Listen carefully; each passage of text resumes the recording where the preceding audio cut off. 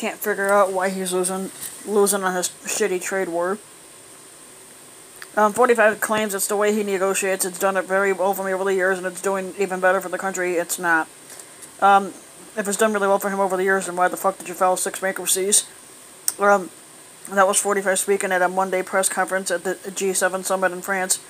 He was talking about the fact that in recent days he has vacillated back and forth between praising China and criticizing it, all while claiming that the trade war he initiated is going great for America as evidence mounts that it's pushing us towards a recession.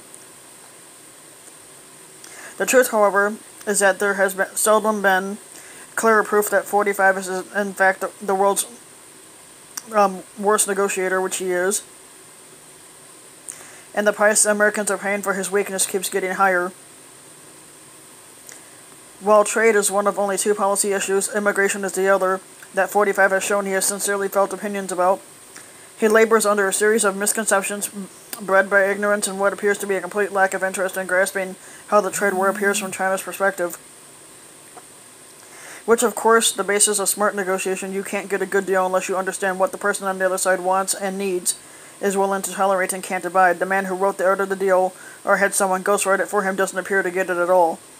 The theory of mounting a trade war is that while both countries will inevitably suffer, the other country will be less able to sustain the damage and will give in to your terms. If all you knew was that China sells more goods and services to the U.S. than we sell to China, you might think that they'd blink first, since it would appear that they have more to lose, but that ignores the interplay of politics and economics, which operate very differently in each country.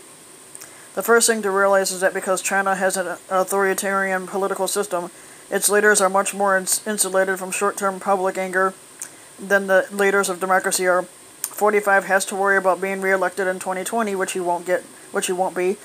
Xi Jinping may well be president for life over in China. If Xi wants to extend this trade war for another year or 2 or 3, he can do it. If 45 does, it greatly raises the likelihood that he would no longer be squatter 17 months from now.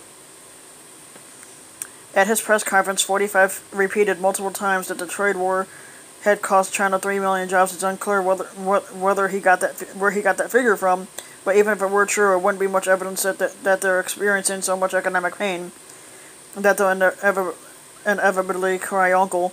In a country of 1.4 billion people, that represents about 0.2% of the population, which is a substantial number, but not enough to trigger political crisis. And China's unemployment rate, at least officially, is under 4%, about whereas ours is, which means those people would be able to find other work. 45 is convinced that China is hurting more than we are. I think they want to make a deal, and I think they should make a deal, and I think if they don't make a deal, it's going to be very bad for China, he said in the press conference. That's the second part of 45's argument. America's economy is so spectacular that we can absorb more economic pain than the Chinese. We just have to accept the pain that comes with standing up to China, said 45. Said 45 toadies. Senator Lindsey Dumbass Graham on CBS this Sunday. How do you get China to change without creating some pain on them and us? I don't know. That is unlikely to be a very persuasive argument to those directly affected by the trade war, including some important constituents like farmers, who are growing increasingly distressed as their incomes are hit by China's inevitable retaliation, and the domestic manufacturers who were supposed to be helped by increased tariffs on Chinese goods aren't benefiting either.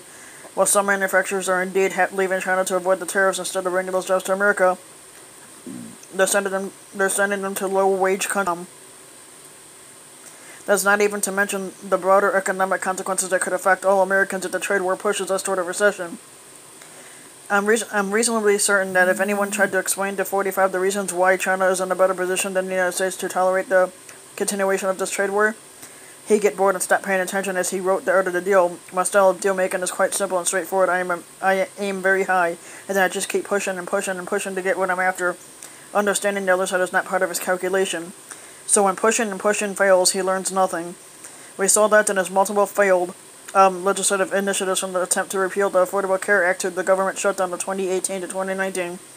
Every time he showed no evidence that he knew anything about the members of Congress whose votes he needed, nor cared what incentives and fears they faced, and every time he lost. At some point, The same thing will happen with the trade war. The economic damage to the United States will become clearer. His reelection chances will get dimmer, and he'll say to himself, who could have known the Chinese would be so patient and be better able to endure the short-term pain than us? The fact that pretty much everyone except for him knew it would not register.